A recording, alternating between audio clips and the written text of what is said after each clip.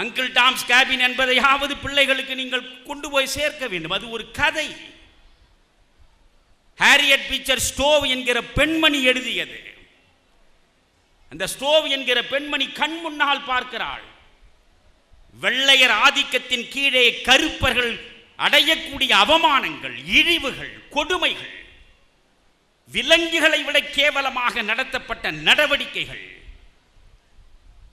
அப்படி அவர்களிடமிருந்து தப்பி எங்காவது வெளியேற துடித்தால் மீண்டும் அவர்களை தேடி விரட்டி சென்று திரும்ப அழைத்து கொண்டு வந்து காலில் நசுக்குகிற இழிவுகள் அனைத்தையும் அந்த ஸ்டோவ் என்கிற பெண் கண்டாள்.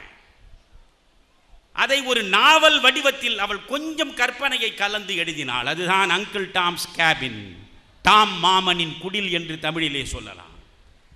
இந்த அங்கிள் டாம்ஸ் கேபின் புத்தகத்தை வெளியிடுகிற பொழுது அந்த பதிப்பாளன் இந்த புத்தகம் விற்கும் என்றே நம்பவில்லை.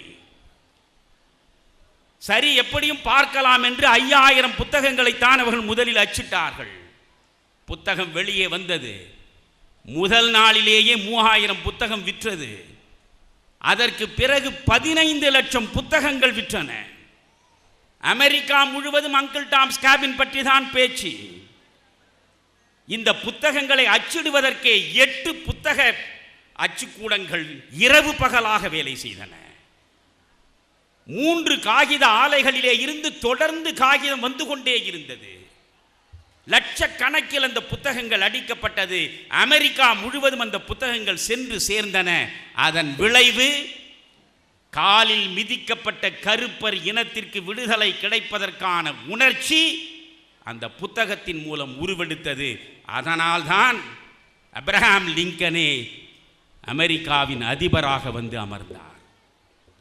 அப்படி அமெரிக்காவின் அதிபராக வந்து அமர்ந்த அப்ரஹாம் லிங்கன் இந்த புத்தகத்தை எழுதி ஹாரியட் பீச்சரை அதிபர் மாளிகைக்கு வரவழைத்து விருந்து கொடுத்தார்.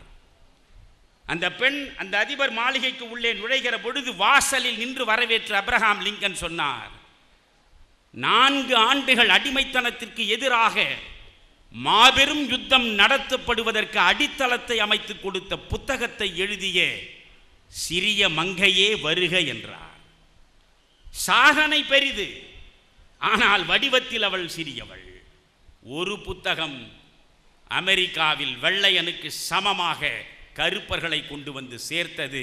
விளைவு கருப்பனாகிய பாரக் ஒபாமா அந்த அமெரிக்காவின் வெள்ளை மாளிகையில் 8 ஆண்டுகள் அதிபராக இருக்க முடிந்தது என்பதை யோசித்து பாருங்கள்.